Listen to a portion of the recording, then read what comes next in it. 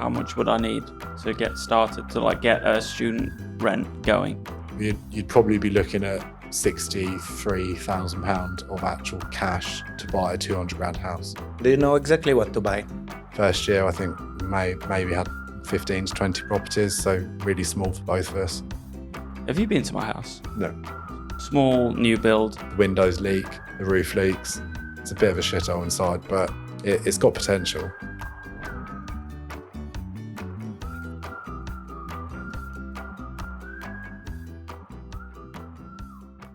Hello and welcome to another episode of TED Talks. My name is Edgar, this is Tommy, and today with us, Marcus.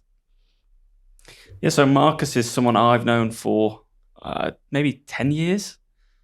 He is a property investor. He ran an estate agency, and today he's here to tell us all about how he started that, what he's learned from it, and then particularly for us, how property investment really works, if it's worth doing, and advice and tips that he's learned along the way. So, Marcus, you've been dragged here. You were on my list of people. Okay. You're on the target hit list, and now you've just been hit. So, Welcome to being dragged. Thank you both. Nice to be here. First ever one of these I've done, and you're going to should be enjoy quite fun. Hopefully. I think you will. I think you'll be good. Because you've done a lot. I think a hell of a lot in the last, since I've known you, probably 10 years. Yeah, 2014, wasn't it? 2013? Yeah. Yeah, I think I met you in 2013. Yeah. I think. You're just agree. Yeah, I think, you can just start to tell us about you. Yeah, so my name's Marcus. I founded a company in 2015 with my mate Harry called Student Housing. Grew to be the biggest or one of the biggest estate agencies offering student stuff in Lincoln. It was quite a journey from no money to COVID and then, more money towards the end. Kept it all going, employed about 15 people at the height of it. Still going now. I think it employs 15 or 16. I exited the business end of February this year, which I'll talk about later when prompted by one of you. And that's me really. Yeah, and it was based in Spark House. Okay. When he started as well. Started in S11, which is directly opposite your door. Okay. Here. So do you start with the same idea here? So the way it started was Harry and I were in my spare room at a house I lived in at the time, drinking a bottle of red wine, as you do. And I think he came up with the idea of an estate agency or letting agents. We'd both had really bad student experiences because we were just finished being students at the time. I'd lived in a house with no oven for 4 months. He'd had sort of quite a bad experience with his landlord as well. I won't mention who they were, but they're quite big ones in Lincoln. And we just thought if they can do it so badly, I think we can do it better because we've lived the experience, lived through the bad experiences and the good experiences of each process with each house. So how hard can it be? Were you a family in property? What the hell was that, bro? I was holding it. You better leave that in. Sorry, you have to you need to leave that in. Now we'll be pink for a couple of minutes. Jeez. But anyway, now that Edgar's coughing fit's finished. I will cut it out. Don't cut it out. Yeah. No. It will be too loud. It's funny though. At least leave the start of it in.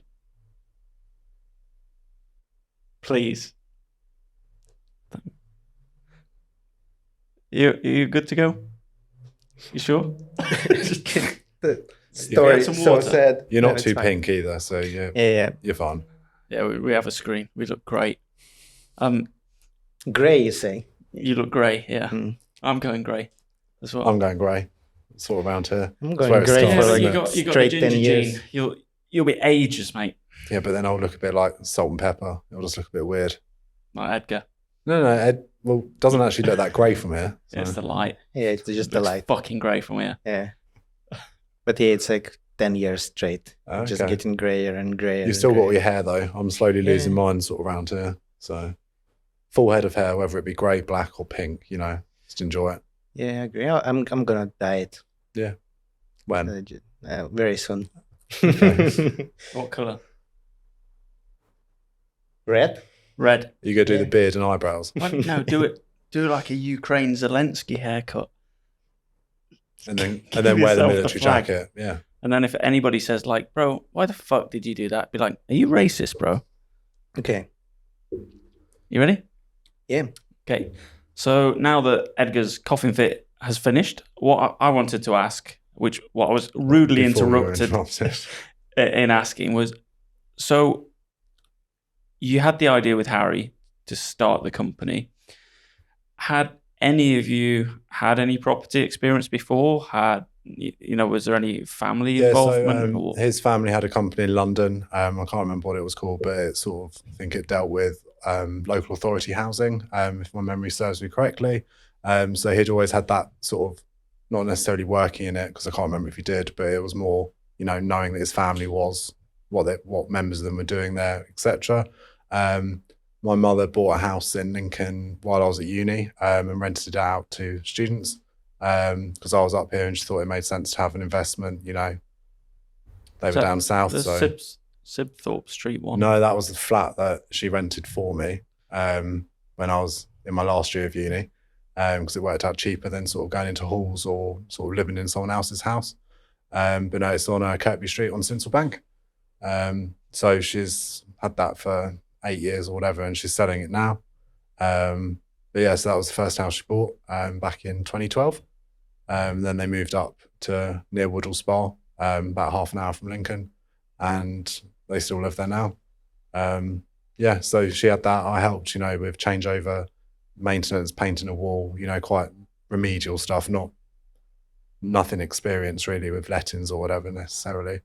But I held keys and stuff, so if they were locked out, I could go and let them back in, or just general bits and bobs. I get meter readings, but it was managed by, can't remember, but a company in Lincoln at the time. Yeah. Okay. Yeah. So how did you go about actually starting then? So you had the idea, and I know that you ended up in Spark House. I don't really know much of the in between, but how did you? So we came up with the idea, I think it was March, April 2015. We incorporated on Company's House, middle of April that year. Each put in 250 quid that we had at the time. And that sort of was the startup fund, so 500 quid to start the company, and went from there. But helps with lettings and property management because it was completely unregulated. It's starting to become more regulated, or sort of notions of regulation coming in where, owners or managers have to have certain qualifications. There's been noise about that for a couple of years. Okay, so there's nothing at the moment at the time, there was nothing. And what now do you need to do? Still pretty much nothing. You can still own an agency and have no relevant qualifications as far as I'm aware, because when I sort of stepped down in end of February, I had none. Yeah. I just had the experience of, 8-9 years of sort of running and managing it. Okay. Well, I guess it's count now that you have an experience in it. Yeah, experience is good. I read somewhere that to have a real estate agency, you need to work experience as a real estate agent in some other one, but I don't know if it's applying to UK or. Okay, I don't think it necessarily does in the UK, but a lot of estate agencies have sort of their, negotiators for sales or everything go through qualifications. So there's a few different ones out there that you can go on. Quite a big ones, Arla Property Mark, quite good, sort of equivalent to an A level I think is the basic one, and then you can go up sort of a higher diploma in education or higher national diploma. I can't remember what they're called, but it's something more than an A level but less than a degree. Yeah. So you can have that, and it's sort of goes through all the legalities and health and safety of. Yeah, because I assumed. Obviously, I had the alcohol company. That was an absolute nightmare to start. Like, so many hurdles to jump through. I think it took us 10 months just to get the company legal before we could even do anything. So I assumed that it would have been really similar. You do have to be part of a lot of bodies. So if you offer sales or like investment sales, you have to be part of sort of the anti-money laundering, AML, with the government. If you hold money, so as a management company, every property management company will hold third party, like their clients' funds. So that'd be like if you were the landlord and had your tenants pay us, and say it was £1,000, we'd hold that on your behalf. So you'd have to have client money protection. You have to have insurances up to an amount of money you're holding at any one point, because it's not your money to sort of spend. So there's a lot of insurances and sort of boxes you have to tick, but as a person, you don't necessarily need. You know, if you manage a big block of flats like pavilions with 1,200, 1,300 students, you generally need to, have done a block management course and have that qualification to be a responsible person for managing that.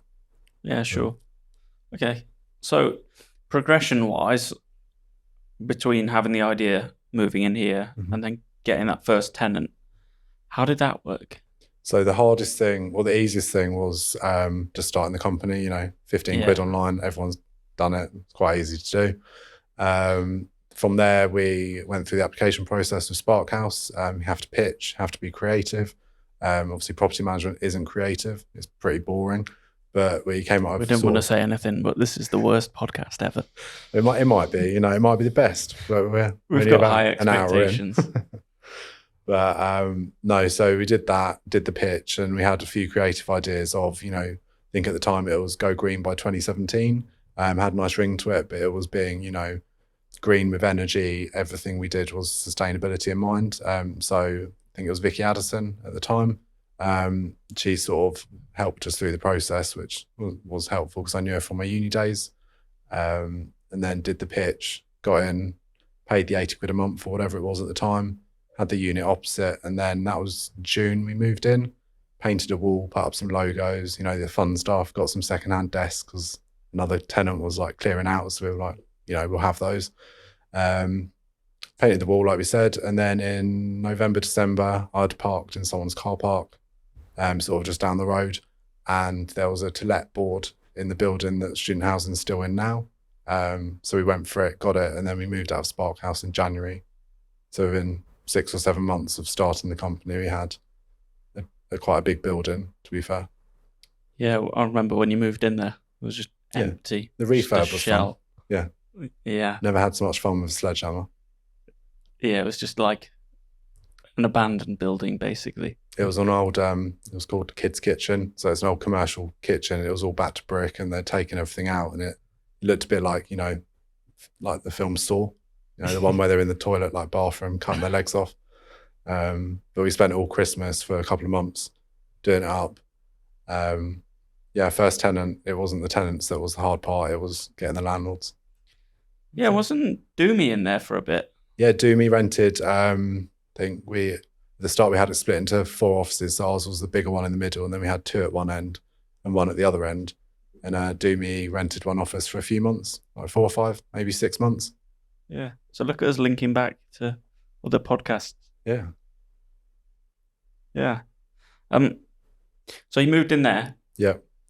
So where was this first tenant? How do you get people to? So tenants are, as long as you have a good product and and you're reputable, sort of that they'll come, in want of a better phrase. So we did a lot of advertising at the start, but tenants come after you get the landlords. So getting the first landlord was the biggest challenge.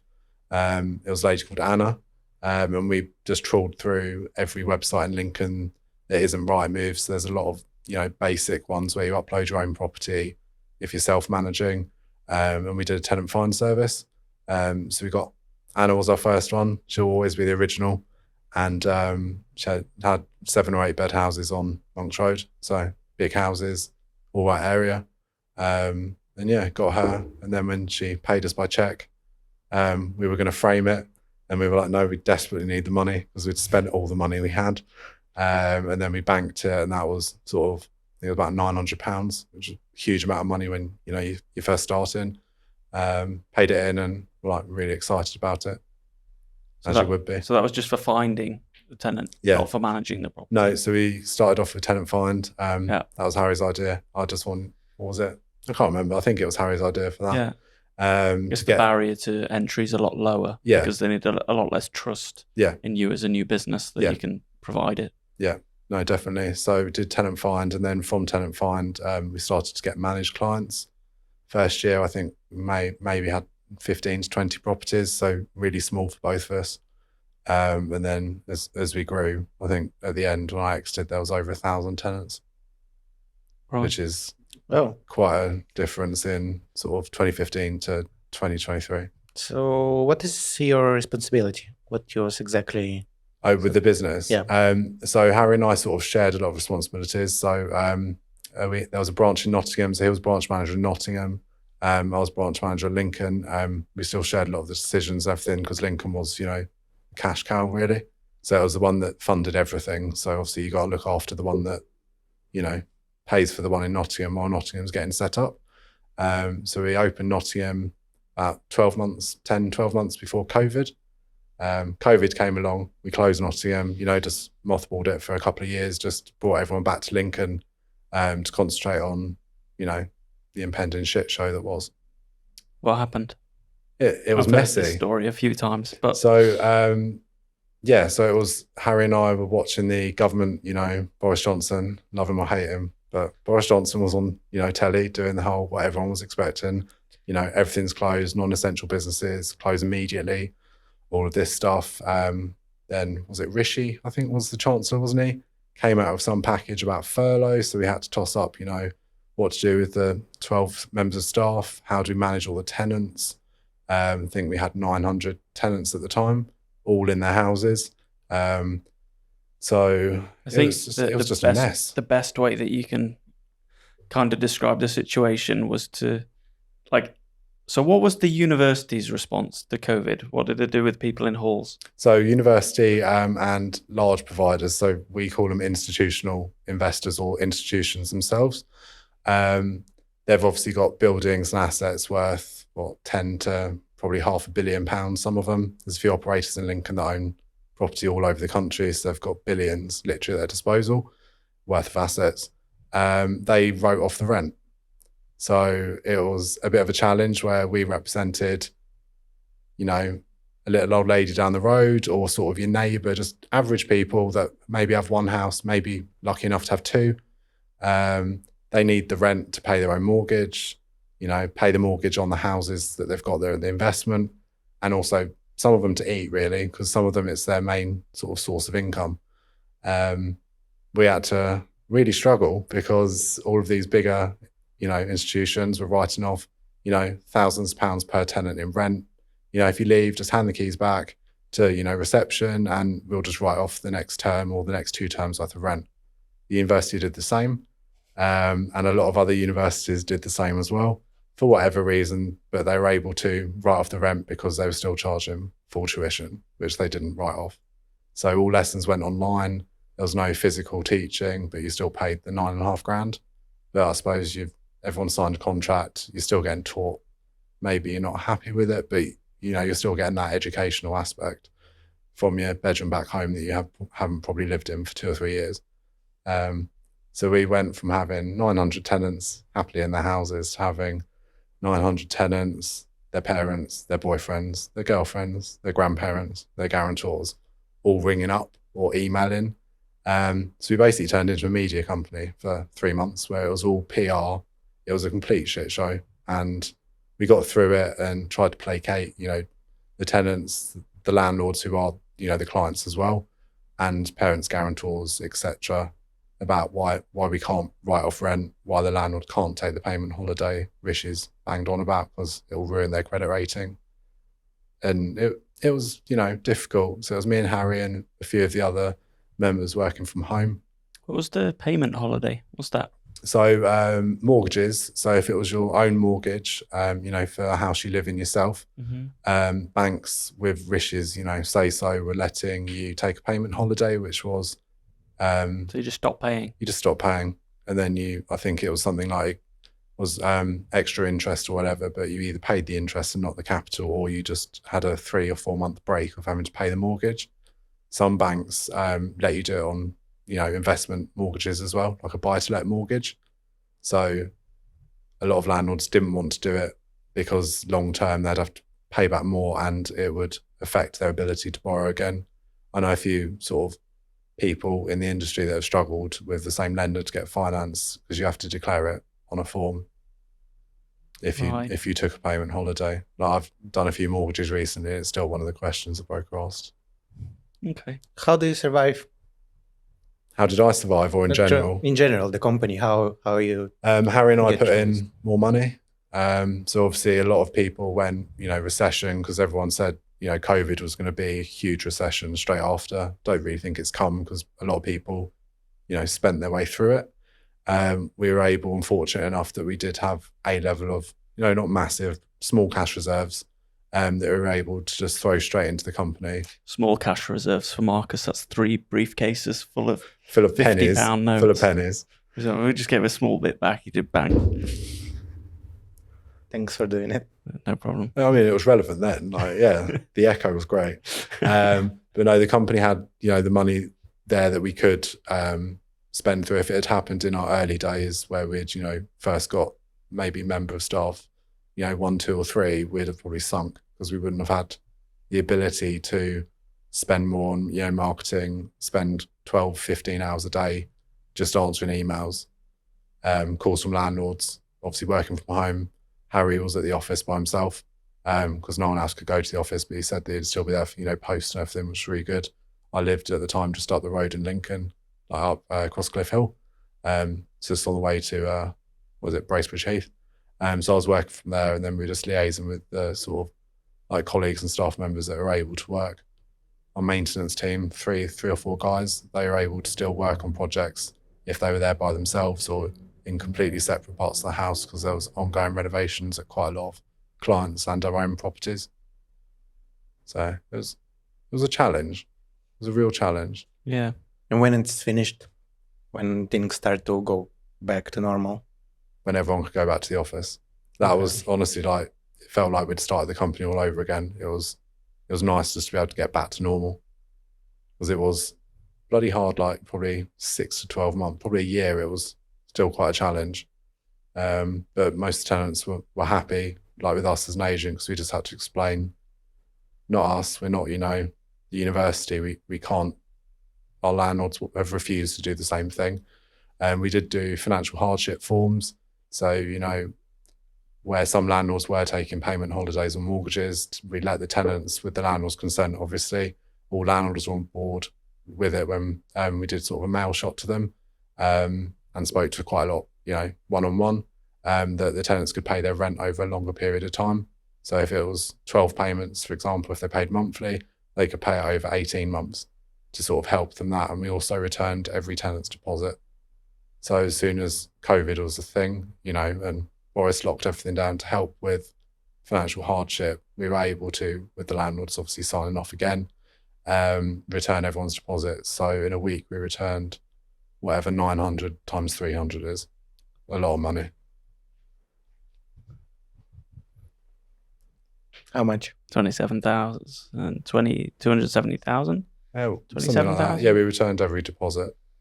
And that was a bit of a nightmare, logging in and doing each one individually. But we thought if that can help a tenant, whether it's pay their rent or, get the train home or however, they go. And a lot of parents collected, or guardians, friends collected tenants from the houses and took them back home. I think, for safety, because a lot of parents, like my mum, was concerned about me, even though I lived just with a mate in a house. But she was still, do you need to come? And she lives in the middle of nowhere, so risk of things is quite low. But she was, worried about it, and she brought my sister up from Essex for 2 weeks, I think, as well, when it really broke. So my sister probably shouldn't have, but she travelled up the day before it was banned to travel out of your area. Yeah, I was driving around a lot when we weren't allowed to. I lived in Sheffield. Yeah, you're in Lincoln every other day. It's great. Yeah, we saw you loads.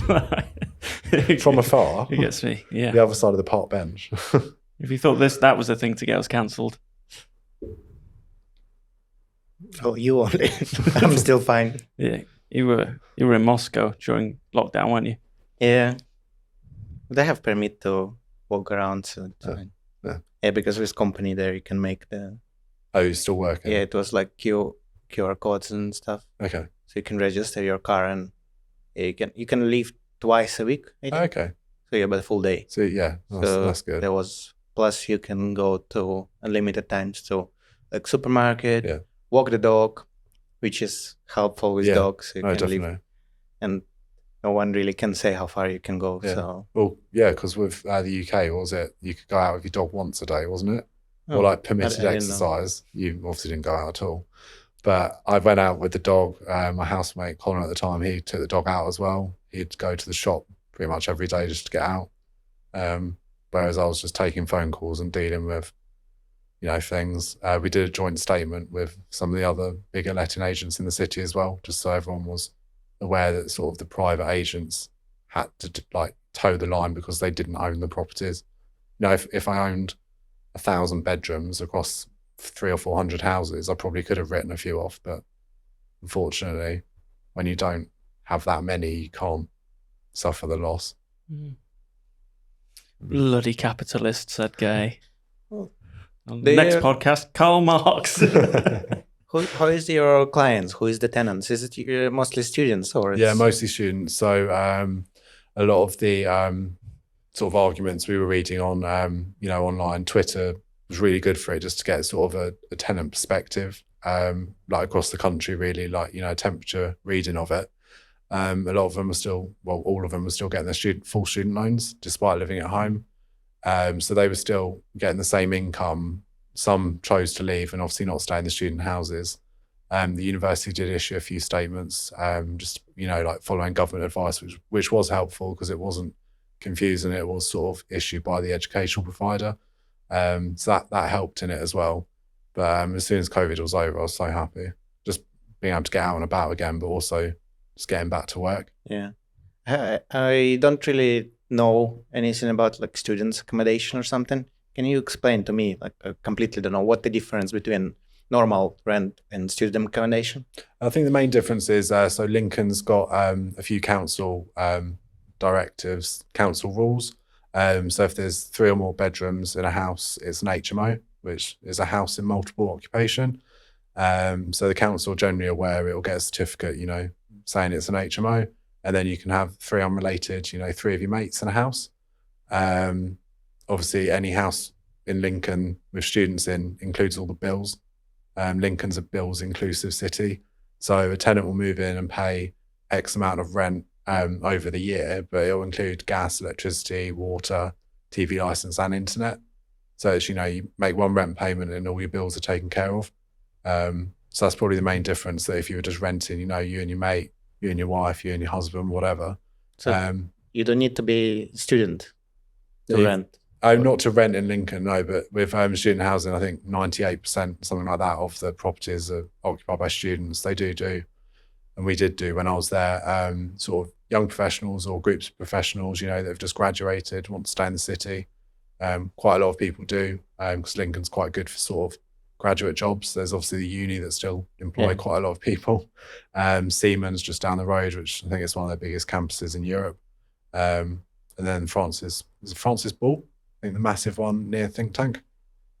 Well, everything around Think Tank is owned by the uni, isn't it? So they have a lot of different businesses, like, I think Siemens are there, some other tech ones. Yeah, they have a mini hub down there. So what did you do? So you left student housing after, how long were you there? So I left at 28th, or I think it's 28 days in February, isn't there? The last day of February this year, and we started at April 2015. So I was 2 months shy of 8 years. So we'll say 8 years, just round it up. It's easier. So what are you doing now, apart from buying big houses to live in that are falling down? Can we put some photos up of Marcus's new house? I'll send you some photos. You can put them up. It looks nice from a distance. You've been there. Yeah. Inside, it's some of it's really nice. Falling down, and the windows leak, the roof leaks. It's a bit of a shithole inside, but it's got potential. It's got potential. Is that what you say to your clients? Yeah. Got a lot of potential. That is such a landlordy thing to say, isn't it? It's got just so much potential. Yeah, but so is an open field. That's probably got more potential because you can build what you want more as well. So can you be more specific how it's happened? Like how you left the student accommodation, how you bought the first one? Yeah, so bit nepo baby, which obviously is a buzzword at the moment, but I'd worked at the company for 2 or 3 years, and in 2017 or 2018, one of them, my memory is not great with dates, but around that period, My grandmother died, you know, cue the little violin and all that. But so she passed away, and my mother inherited some money. She was able to invest that in a property for me and my sister. So she, you know, in effect, I think gifted us the money. We bought a house on Sinsel Bank for 90 grand. Spent £10,000 replastering, rewiring, new furniture, carpet. Refurbs were very cheap back in the day. Now they're not. And then we had that still have it now, but had that up and running. And then we paid sort of my sister and I the money, and then we were able to sort of give mum some back. So it was a bit of a gifty loan type thing. And I think we've sort of paid most of it back now as well. So that's how we sort of, well, that was the first house I ever owned, like whether it's residential or. Do you know exactly what to buy, or you have, because you have some experience to run in the management tenancy, was looking for it? Yeah. So when sort of she said that she was gonna sort of invest in us, for want of a better phrase, started looking on Rightmove. Like part of my job is Rightmove. I'm on it every day, probably about 10, 15 minutes, just to see, you know, what's come up, what might be good for sort of landlords I still know, or sort of mates that are looking, or even for sort of myself. So this house went on Rightmove. It was listed at, I think, 96,000, something like that. Had all the signs of being an HMO, so a house in multiple occupation. So student house, had locks on the door. You know, the ground floor dining room / living room had a bed in it. Normally families don't have bedrooms downstairs. They'd normally obviously sleep upstairs. So I had all the signs. I call them secret HMOs because the agent's unaware that it is an HMO. And obviously if the agent doesn't know, Rightmove doesn't know, and then people looking on Rightmove generally don't know because they'll just skip past it. So in 2016, the council brought in those rules I was saying about earlier, where, you know, you have to declare it and all this stuff. Went to view it, spoke to the tenants. They said that there's just, you know, boyfriend, girlfriend living there at the moment, separate bedrooms, you know, 2 names on the tenancy, but that their mate had moved out about a month before and was still on a separate tenancy. So I knew one of the guys that lived at the house. Ironically, I went to uni with, didn't know at the time, but looked at the tenancies. Guy called Timmy. Asked him to just basically confirm a few details, all legit. He'd lived there with, you know, 2 of his mates for, I think, 2 years. Then his mates moved on, you know, and then some other of his mates moved in after that. Long story short, because I am rambling about this, but We didn't want to say anything. no, but I was just I mean, thinking, yeah, I'll just go off on a tangent, like, yeah. you know. And Timmy's dog said to us that Yeah. his goldfish had lived there. Timmy's dog And was the 4th tenant. Like, let's not forget this. He was paying rent. No, and then had all the tenancies to prove that it was an HMO. Bought it for 91 grand. Today is worth 170 in sort of 5 years, just for having the HMO sort of status. That was the first one. Did the refurb. Found it on Rightmove. Thought it looked like one. Just went from there, really. Can you still do that now? Yeah. There's still. So, did you say HMOs then are the only ones that you can sell as student? No, accommodation? any house, like if you've got student tenants in 2 beds, it is still the income that the property generates will interest landlords. You know, it's signed up. Students generally sign a tenancy in November and then move in the following September. So you know 9-10 months before they move in that there's a tenancy there. So sorry, I don't know if I'm just being thick or I didn't listen or my concentration No, went. go on. So what is the advantage of being a HMO? I appreciate that means it's Yeah. got more room, so you've got more value from it. Yeah. But I mean, why does it need to be a HMO? Can't it just be 2 rooms upstairs and a big living room? Like, It can. do So you know what I mean? yeah. I don't know anything about So property. you can still buy a 2-bed house in Lincoln, specifically in Lincoln, for 90 to 100 grand. Whether you want to live in it or sort of do it up or put student tenants in it. The difference is probably £6,000 to £7,000 in rent for the extra bedroom every year. So that's I always look at houses that if you've got a 3-bed, 1 bedroom's your mortgage because interest rates are ridiculous at the moment. Half the next bedroom will be your maintenance fund for the year if anything gets broken or needs fixing, and also your bills because you're paying all the bills. So then from those 3 bedrooms worth of money, you're probably getting 1.3 bedrooms worth of profit once all your bills and the house is sort of maintained across the year. So if you didn't have that 3rd bedroom, your mortgage would be less every month, but you'd probably only benefit from 0.7 people's worth of rent being the profit.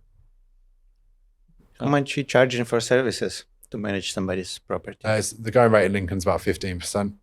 Okay. So student housing's sort of average and offering is, in February before I left was 15%. I remember when it used to be 10%, you money grabbing bastard. What is your responsibility in case of to fix something, or is it the landlord doing it? Or so the landlord's responsible for fixing things, but as the agent, you're generally under the management regulations, which means that you're responsible alongside the landlord. So if there's worst case, there's an issue with the house and the council inspect it and there's not, the correct fire precautions or fire things in place, whether it needs to be compartmentalization, which is, doors, separate hallways, that sort of stuff. If there's not that, the council will come down on you as the agent and the landlord, generally equally. So if they wanted to fine you 20 grand, they'd fine you both. So that you have to know your shit really to know what you're doing so that you don't get what about smaller things, like for example to fix some floor or some pipes? Or so that's so the landlord's ultimately responsible to pay for them. With a maintenance team in-house, you're able to fix things quickly and generally a lot cheaper than having to get a quote, go to a third party. If the floorboard's up, you'd go to a joiner. They might charge 60 or 70 quid for it to be worth them coming out for a couple of small bits. But if you've already got the team, you can generally get someone there same day or the day after, depending what their daily workload is. And it'll probably cost 40 to 50 quid. So it's beneficial for the landlord and quite good for the agent to be able to sort it themselves. What about if landlord, for example, say that I'm not going to fix it because the tenants break it, and tenants say we want landlord fix it? If it's generally it's on a balance of probabilities, a bit like you with your law degree. So you have to be kind of judge and jury sometimes. If it's there's a brick thrown through a television or a window, we've had a brick through a window or an object through a window a few times. You generally just have to look at the glass and see. You can generally see which way the object came from because it'll break differently when it's double glazed. Obviously, if it's a broken telly or you've had a rager the night before, everyone's had them, but not necessarily ripped a telly off the wall. But if you had and smashed it, it's kind of the tenants would be liable for that. I've been feeling like that this week after I quit vaping. I'm not surprised. Just my default is aggression. Have you broken anything yet? My spirit. You can't really fix that. It was broken long time ago, I think. Oh, fine. Anyway, sorry. Yeah, so general maintenance of things, like a leaking tap, boiler not working, oven breaks, landlord, anything that's, avoidable damage, like breaking a bed in half or ripping a telly off the wall. Anything like that would then be sort of tenant responsibility. It generally worked that the landlord would sort of foot the bill for, replacing the telly, and the tenant would pay for it within, a week or two of it being replaced. So it works quite well. Everyone's sort of kept involved and updated about the process. And in general, and you'll have all the kind of, you would have had all the data in the world on this. How much stuff goes wrong with student lets? So if you had students, I've got a good example. How much, monetary wise, on average, how much they're going to fuck the place up over the year? So you generally don't know all the sort of fucked things until they leave. My properties are still managed by student housing, great agency. So I've left them there and they're doing a really good job. Had a checkout done yesterday on that first house that we got. And I think it's now worth £16,000. Well, it's costing probably me about sort of £800 to £1,000 to put right. So that's things, I think 3 rooms need fully redecorating, mattress needs replacing, the oven's so badly not been cleaned, so it's so, badly. The screen's black and the bottom sort of nearly burnt through the casing where food's just spilt on it and it's kept cooking and superheating. So that's got to be replaced. Some sort of tenant waste left. Everyone leaves behind things like if you stay in a hotel, so leave behind, I don't know, a pair of boxes or toothbrush, but when you're leaving full bedding and quite a lot of like rotten food in the cupboards, it all adds up for like waste removal and stuff. Sorry, beep this out. Anyway, you can beep that, thanks.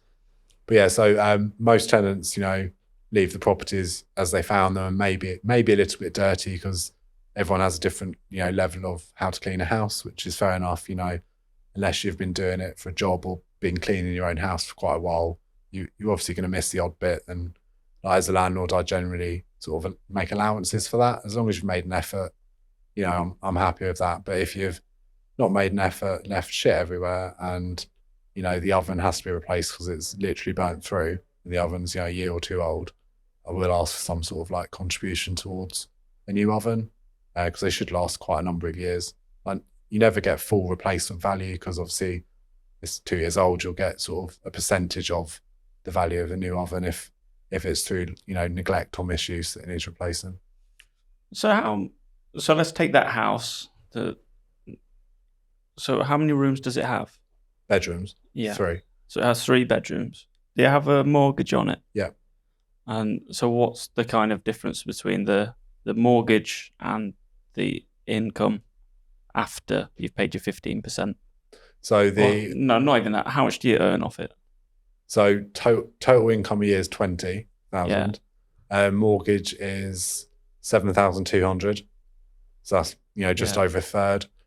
Bills, I think, on it collectively with the energy crisis and everything that's gone on, about three and a bit. So what are we at? 10.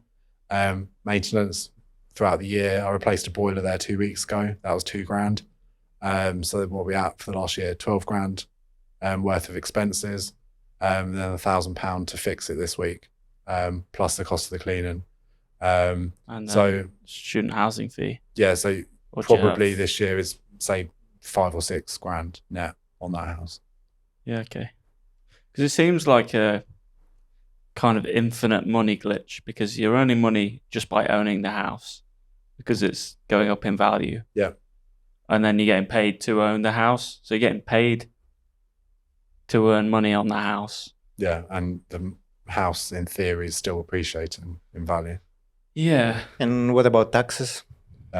Yeah. So taxes. How long we got? Yeah. So we're going to blur Marcus out on this. Yeah. Sorry, I should have made that clear at the start. Yeah. No, I mean, whistleblower. We're going to do the voice where it's like, Yeah. Very curious about it. How you should, if you want, like have a investment in property and rent it, and what you should be like self-employed or have a limited company. Yeah, great shout. So this one house we're talking about, I own personally, and I'm a higher rate taxpayer. So you don't get any mortgage relief because you own, personally. And that, what did we work out as 5 or 6 grand that it made net, will then take 40% off that. So you're down to kind of, if I had the boiler go again next week, I've made nothing for the year.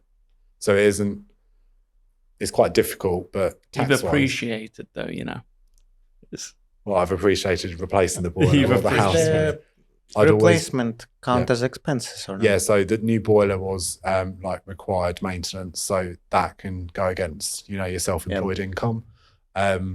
Every other property that like in the company we have is owned by the company. I only own that one personally. It's in the process of getting sold to the company, so then I don't have it personally. So if you're going to get into property, obviously speak to an accountant. Don't take my word gospel. But set up a limited company because it's more tax efficient and it's also cleaner. You do pay a slightly higher rate on sort of percentage for the mortgage, but you still offer a personal guarantee. But the mortgage, if it's interest only, is deductible. Do you pay stamp duty when you buy? Yeah, through a company. Yeah.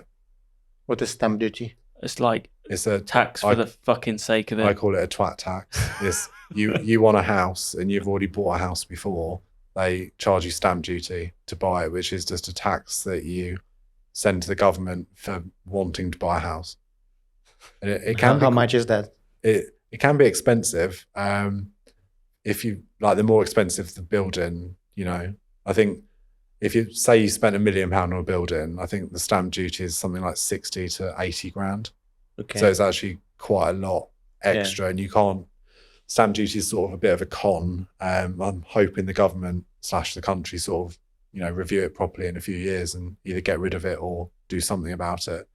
But it's based on percentages. So I think it's 0 to X amount of money is 1%. Then the next percentage up is sort of another 100 grand or something in increments. It's kind of a pointless tax, and you can't get it covered by mortgage. It's actual money. So a lot of people. I didn't know that. Yeah. So if you're a first time buyer, I'm pretty sure it's still the case, but you don't pay stamp unless you go stupidly expensive with your house. But a lot of people save a deposit, over a number of years for their house to buy, go to buy it, and then realise that they haven't actually saved enough because they've got to pay a stamp bill.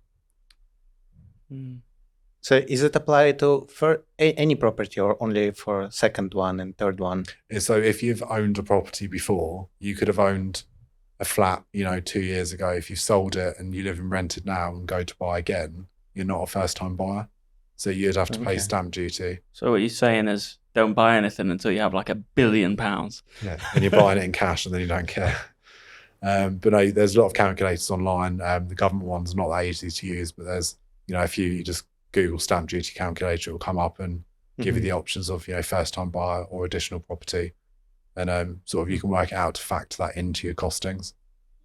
I've got a question. I was going to ask you this. I think when I asked you to be on the podcast, when we were out in Marco Pierre White burger. That was really good. I was there that with burger, you, wasn't I? actually. Yeah. You just deleted that. Just remember the burger. Yeah, it was a really good burger. Was good, but it was like £18 for a burger. Yeah, and the one lad, like the only member of staff there, poor lad, serving 2 tables for the whole time. Yeah, but we turned up at 12 and he went, "Oh, well, are you here for lunch?" I'm thinking, and then showed us over to a table, and it was like, we've got this table for you, but there was no one else in the restaurant. So yeah, he said he booked us on that one. Yeah, really funny. Anyway, right. So I rent my house. Yeah. I rent it because I don't have any money. Yeah. Well, I do now, but when I moved out, like when I moved to Lincoln, I didn't have any cash at all. Didn't have any savings from uni. I don't think I should buy a house, right? Because to live in is going to be my next point. Okay. Because for instance, if I was to buy, have you been to my house? No. Okay. So it's a new described build, it for me, yeah. Small new build, probably like 180k if you were to actually buy it. But then, like, why would I buy a house like that I actually enjoy living in when I could then spend like 120k on something that I could rent out as a student flat and actually earn money from? So what do you think I should do? Do you think I should buy a house to live in, or like look at just funneling cash for a student one? It's easier to buy a house to live in because there's 2 of you. Shout out to Meg.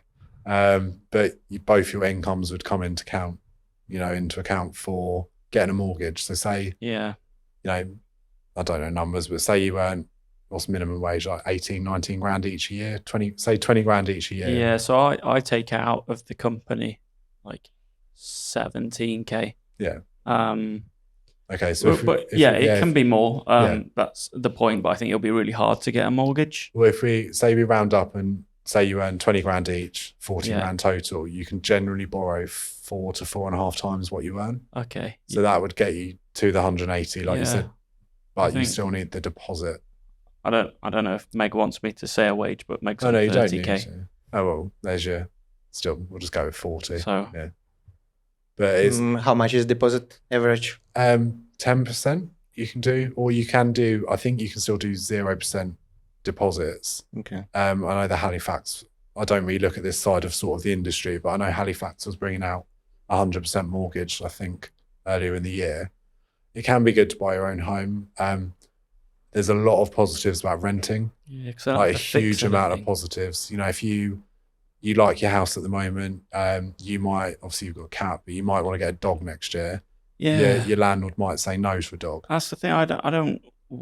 That's why I don't really want to buy a house. I don't know where I want to live. And that's the thing. So the negatives are like, obviously renting, the negative is it's not your house. You can do stuff, but you still need to ask, for permission if you want to paint a room black or whatever color you want to paint it. You'd still need to sort of request My that from the landlord. leather sex dungeon. Yeah, exactly. 50 Shades of Beige or whatever you're going with. Yeah, that's just every meal I eat. But you can move around a lot more. Renting is generally, historically, was more expensive than sort of a mortgage payment. But with the interest rates going up, they're probably not that far apart now. You are then tied to the house, and if you want to leave it, you have to sell it. Whereas renting, you just give your notice, find one in a different area. If you wanted to move county to a different, say you wanted to go to Leicestershire to live, or Meg got another job there or something like that, you're less flexible if you own the house, because generally you'd have to sell it before you're buying another one. Then you'd be part of a chain, which, a lot can collapse, which then, pisses everyone off involved. But yeah. Do payments are more when you have a mortgage than rent? So rent's normally higher. It still is. Like, what's your rent? £700-800? I pay £730. Yeah, I paid All my 700 bills, as well. like taxes. Yeah, we're about the same. I Yeah. think we pay No, about no, I 1,000. pay 700 for rent and then Yeah. 120 council tax and about bills, about 100, 150. So about £1,000 a month, Yeah. all in. Yeah. So About the same. mortgage would probably be £400 to £500. But that's with how much deposit? Like Generally 10%. Okay. So, if you're borrowing 100 and something grand, residential rates are cheaper than buy-to-lets. Obviously, go over building society or whatever. If you're buying investment property, I'd always recommend getting a broker, because they can look at the whole market rather than just going to your bank. Say you bank with NatWest or Lloyds, I want to buy this property to rent out. Like, they're one lender, you won't be able to check against others. So broker's always good for that. Yeah, that's a good advice, I think. I think the best advice is, though, I'm very conscious that, like I was saying to you the other day when we were talking about sort of me coming on, is the amount of stuff you'll see on social media. The whole crypto bubble a few years ago, properties become the new, crypto. You'll see all these people that are, 15, well, they're not 15, they might as well be, but, early 20-year-olds saying, oh, I've got £1 million portfolio, come do it with me, pay me £100 a month and be one of my mentees, and I'll mentor you or whatever. It's a bit of like I try and shy away from it. Like, yeah, the company's got an Instagram account, but for me, it's mainly just to chronicle what I'm doing. A before and after. I love before and after. Gets crap traction, but it's just there for me to look back at. And I see it more of like a journal entry, like diarising it. So yeah, with looking at investments, you do need quite a lot of money to buy a buy-to-let. So if you're buying a house I bought one recently with a company, I think June this year, 110 grand was the asking price. So the deposit, the stamp duty, that tax, and the legal fees and brokerage fees and all that stuff, I think it costs, I want to say about £32,000 of cash just to get the keys to the house. We're currently doing a sort of mini refurb, which is paint, carpets, safety checks, so electric checks, adding a few bits, changing the kitchen. I think we're spending 15 grand. Okay. So that's 47 grand of cash just to get the property, and you need to have it. operational. Yeah. Yeah, because it can be part of the mortgage. No, that can't. Yeah. Yeah. So you've got your deposit and legals at say 32, and then so you spend 15 grand tarting it up. And how much you can sell it for now? It's worth more than I've paid for it. Okay. But I'm generally buying things to keep. Like they won't benefit me now. In theory, yeah. Benefit me sort of when I'm older. Because that was one of Edgar's questions that he Yeah. wanted to add in, actually, was about flipping houses. Yeah. What's the difference between holding it long term and flipping? I know obviously it appreciates, but is there any reason you should be flipping houses, in your opinion? Yeah, a lot of people are very successful with flipping. You do need to know what you're doing. It generally helps if you've got a relevant trade or skill set. So the best person to flip is either someone with a shitload of money, because they can just pay everyone to do everything and hope they've bought the right, property. But if you're a plasterer or a gas safe engineer, like a plumber or an electrician, you can generally do a lot of work yourself. And I know quite a lot of trades that will be doing up a house. They'll be an electrician, say their friend's a builder, or they'll swap trades. So the electrician will do the electrics on, the builder mate's house, and the builder mate will do the building work in the electrician's house. So it's sort of a swap of skills.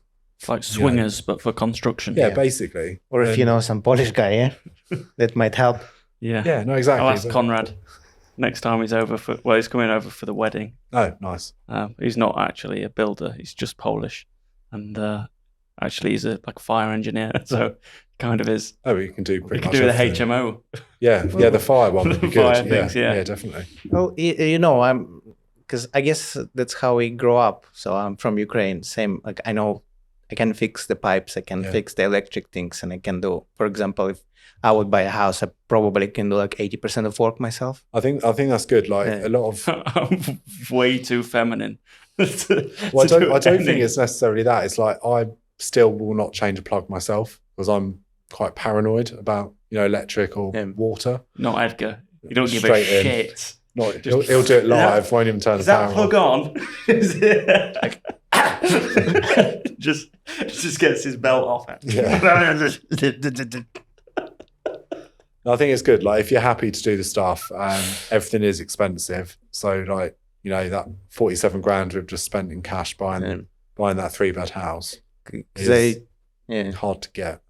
So do you think, for me, how much would I need to get started to get a student rent going? So if you're, I don't know, say you want to buy a 4-bed student property with tenants already in it, in Lincoln, you'd be looking at buying that house for sort of 180 to 220, right? Depending on the area. Yeah. So I'd say 200 grand to buy it. So just using that as a number, you'd need a 50 grand deposit. Oh shit! So 25%, because you're buying it as an investment.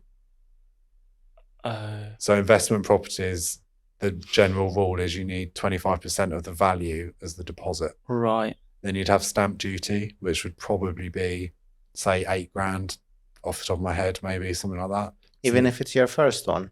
No, because you can't buy an investment as you don't you get. have to If pay it's an there investment, anyway. you'd still. Right. Yeah, it's only if you live in it. If it's your main home, It's you'd. scam everywhere. There's a scam, yeah. Yeah, it is. Yeah, but then Why don't we go to Ukraine and then we can just be corrupt and get a free house? I mean, you're welcome to. I'll stay here at the moment. Thank you. Go there. Yeah. Good luck. Yeah. Send us a postcard. But no, so you're at 58 grand, then stamp legals, all the other sort of shit that goes with it. So what you're saying is I can't do it. You'd probably be looking at £63,000 of actual cash to buy a 200 grand house. So it's, if you have it, if we killed the tenants.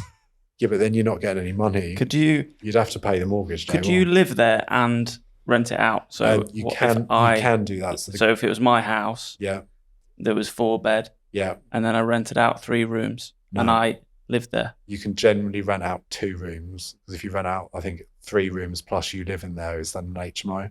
It wouldn't be a HMO property. But there is. You've just mentioned a really. So you don't clever want thing. it to be a HMO, or no, because you'd breach the council rules. Okay. But you've just mentioned something really good. So if you have a house and you have a spare room, this sounds like an allegedly. No, it's genuine. Okay. It's called rent a room scheme. Right. So you can get up to 7.5 grand income from renting spare rooms in your house a year, tax free. How many rooms? I think it's 1 or 2. I don't really know, but you can get up to 7.5 grand. You own your house. Obviously, read the mortgage document, but you own your own house. If you live with a mate or just need some extra money, especially at the moment, It's quite a lot, isn't it? It's quite a lot of money. Yeah, but would you live with someone in your house? Yeah, Meg. It's a nightmare. No, I mean she have to pay rent. Yeah. Even after wedding. Yeah. especially after the wedding. After the Why do wedding, you think Tommy I'm won't be marrying her? paying She's got more anything. money than I have. Oh, She'll be paying all the bloody rent. what about when you first buy her? If it's count for example, for you and your wife or partner? Yeah, so if you Or- buy it together, you can borrow more.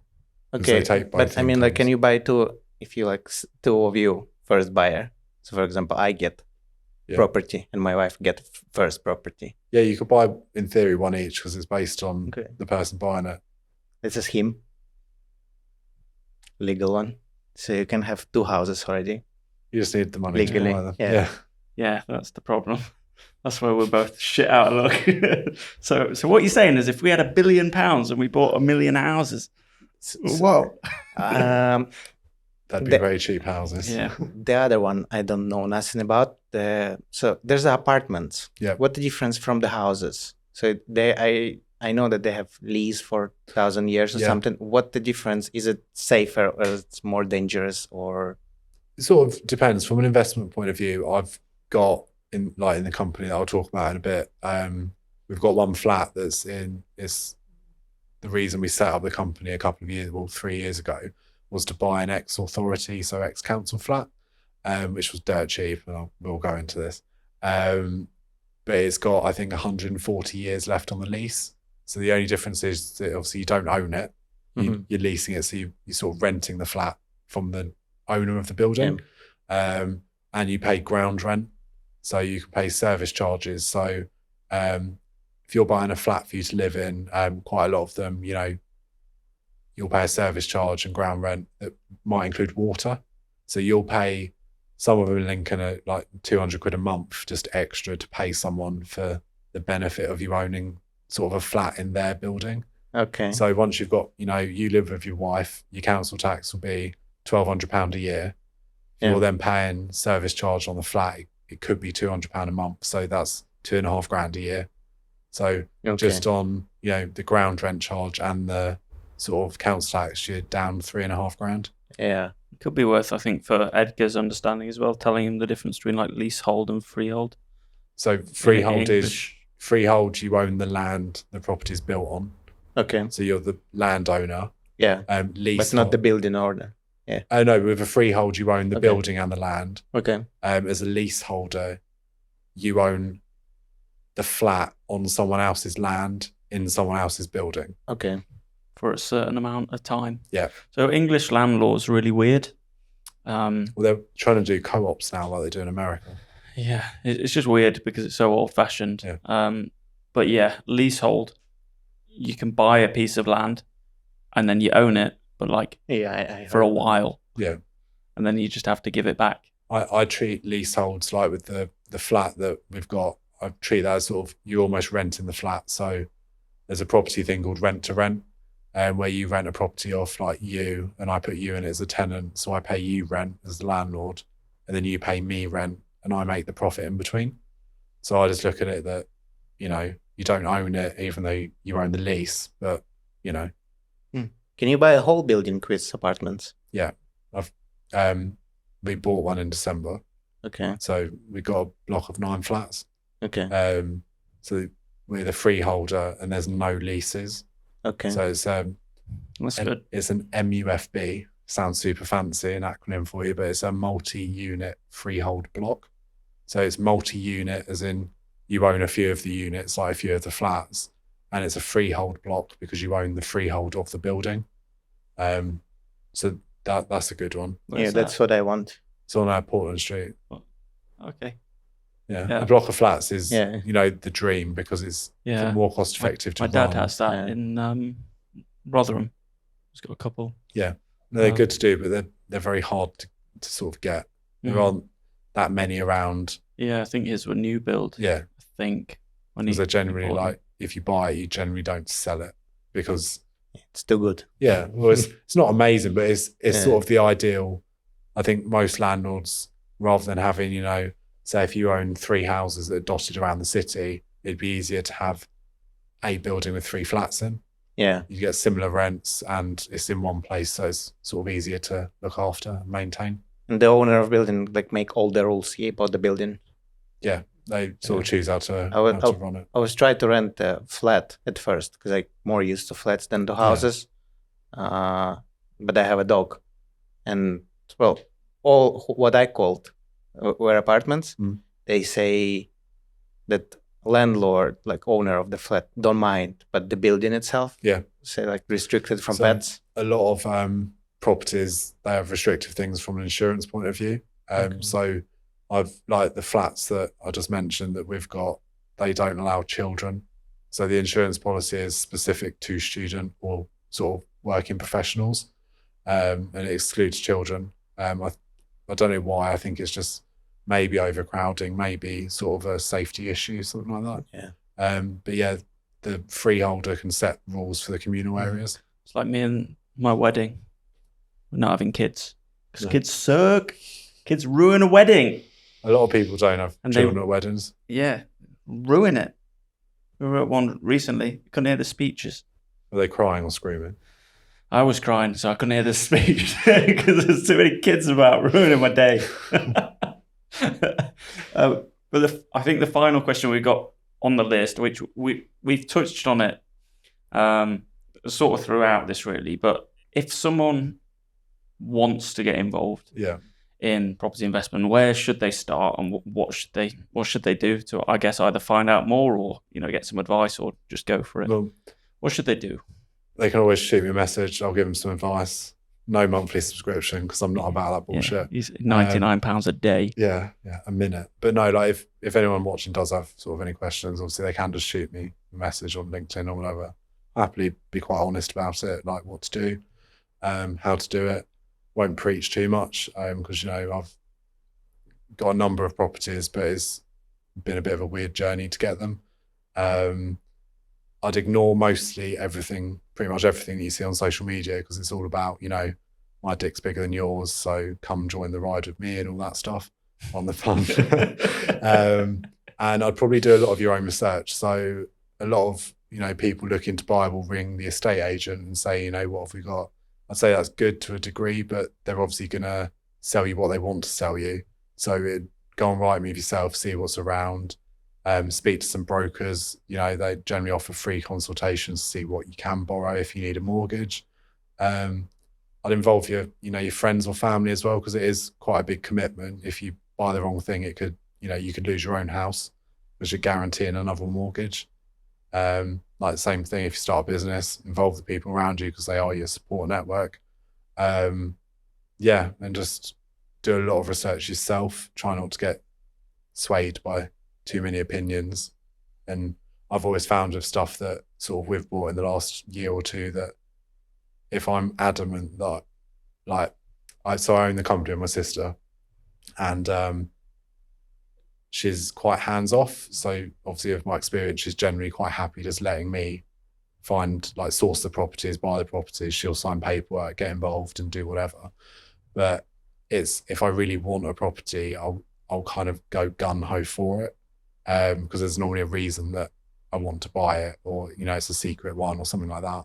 So I think it's just stick to your guns and be a bit gutsy with it, but don't sort of risk your family's the roof over your head. Because a lot of people, especially younger people, are like, oh, everyone else is doing it. Like I said before, I need to get involved, and they'll almost bankrupt themselves trying to, either show off to their mates or just, keep up with the Joneses. So I think it's do a lot of research yourself, speak to a few people, waste a few people's time. It's not the end of the world before you commit to anything. And also choose an area that you want to buy in. Try not to spread too thin in 5 different cities or something silly. Yeah. You got any final questions before we summarize and recap? Yeah, I have a lot of problem to rent property because when I arrived to country, I tried to rent. I have 0 credit history. Yeah.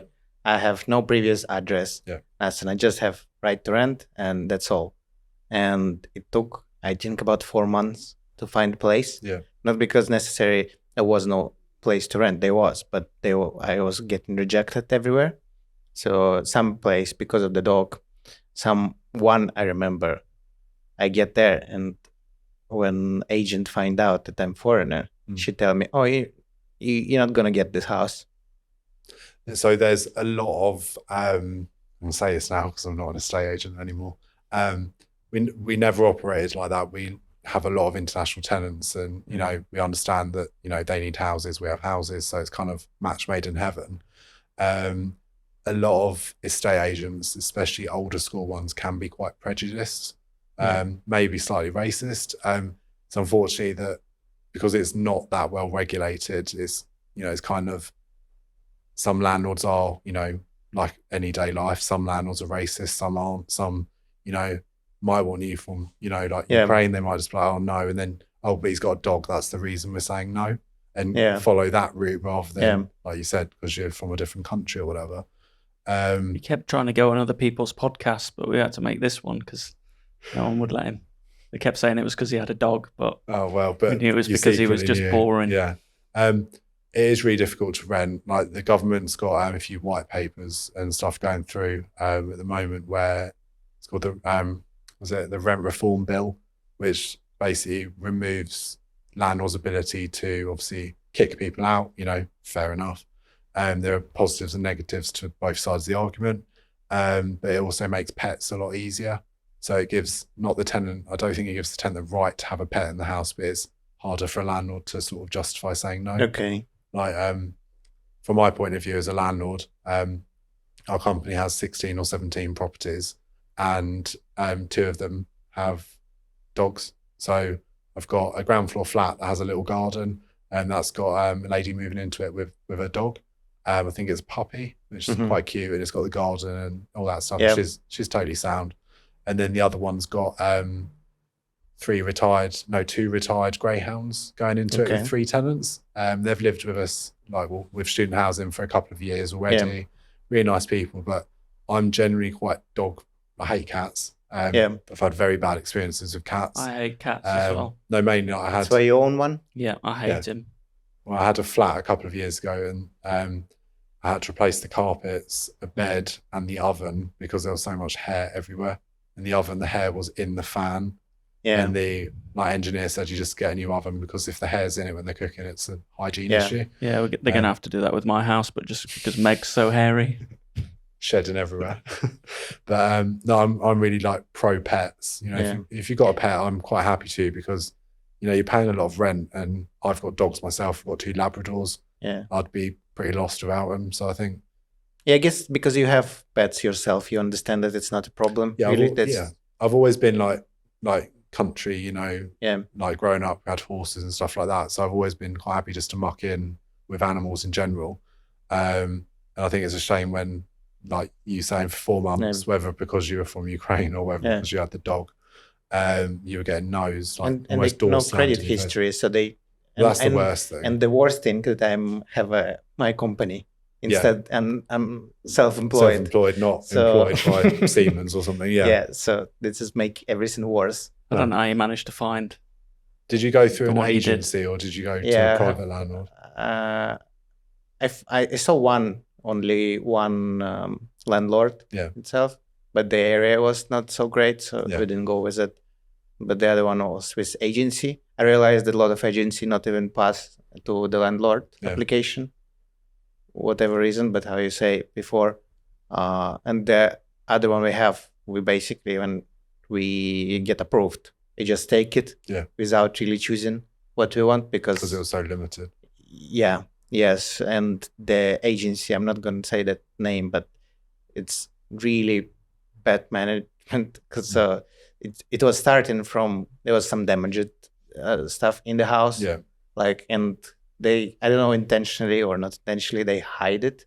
And not so fix it was flooring in living room, and it was a little carpet on top of it. Yeah. And when we move it, there was like big stain. Oh, okay. And they're just putting a rug over. Yeah. Then there was some chair.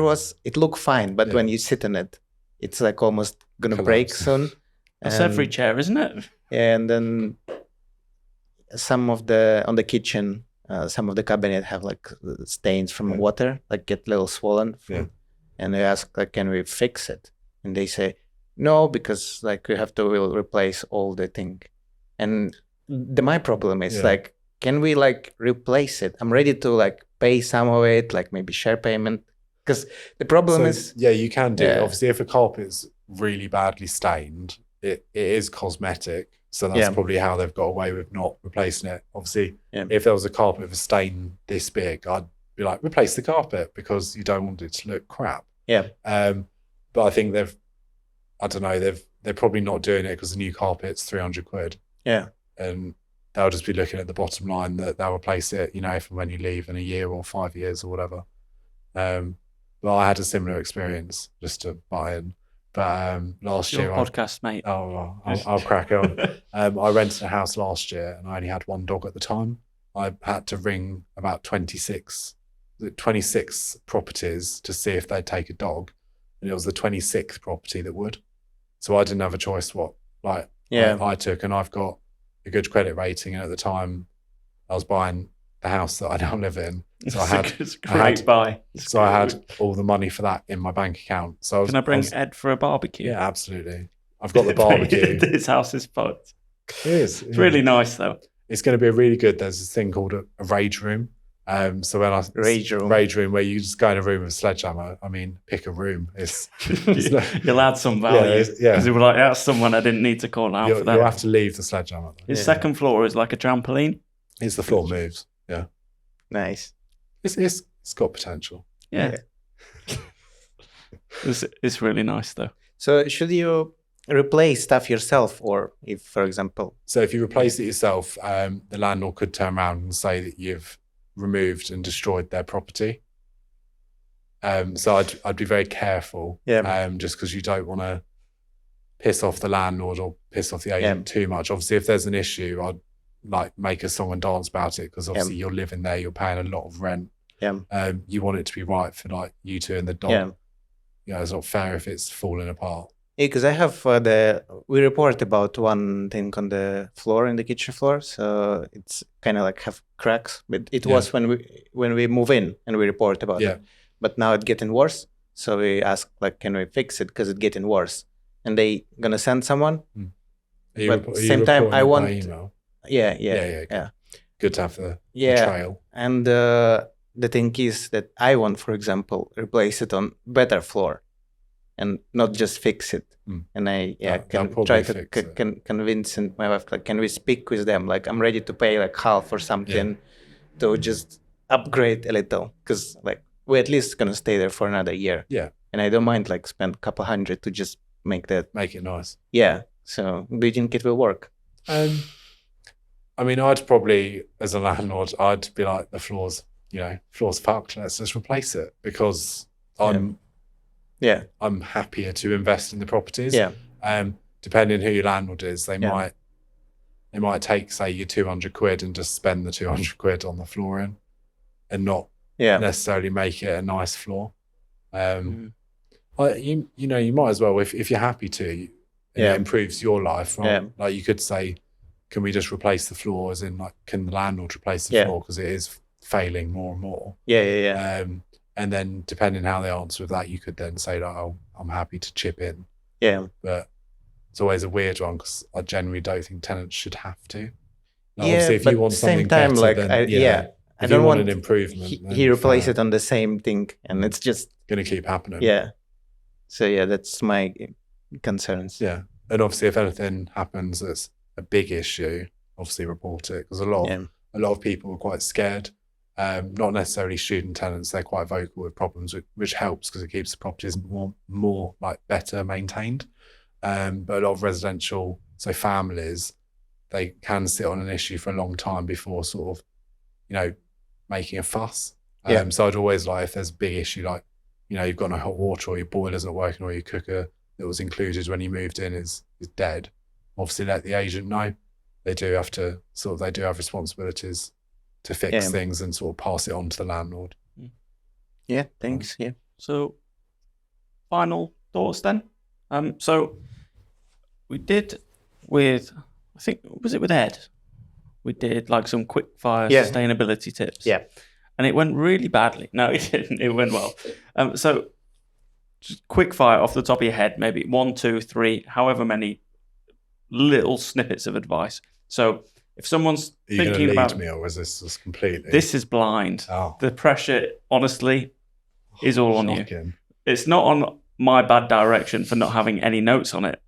It's all Of on you course now. not. And to be honest, if you can't like rattle 3 off, people are going to think, I think he was making everything else up Yeah. because he clearly doesn't Yeah. know his stuff. I don't actually have any properties, and I just came along for the fun of it. Okay, so advice then. So if someone's wanting to get involved in property development Property development, or ownership, investment, anything, just property in general. property in general, what should they do? So do a lot of research before you commit any money to anything, whether it's the property or bullshit online training courses. And there is a lot of free materials out there. So do your research. Ask me. I'm happy to share. I'll keep saying that just because. How much money you need at least to start consider about it? 30 to 50,000 in cash. Obviously, you can buddy up with a buddy. So say you two have 15 each. You could tag team. I don't like him. We can set up.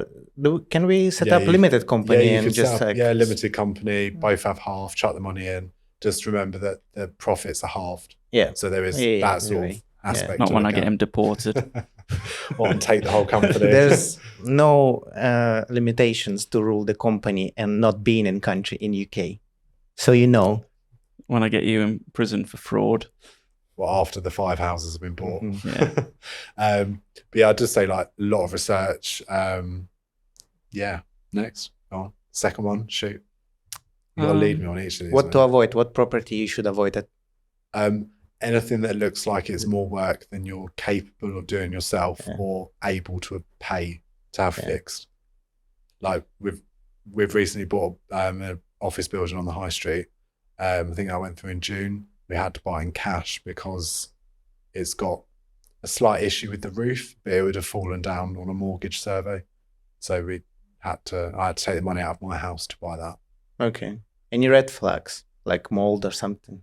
Mold generally doesn't bother me if there's structural cracks. So generally a crack that goes from the floor to the ceiling, the mortgage company won't lend on that. 90% of chance and cases. So avoid anything that might give you a red flag. Like everyone has a set of red flags for generally people.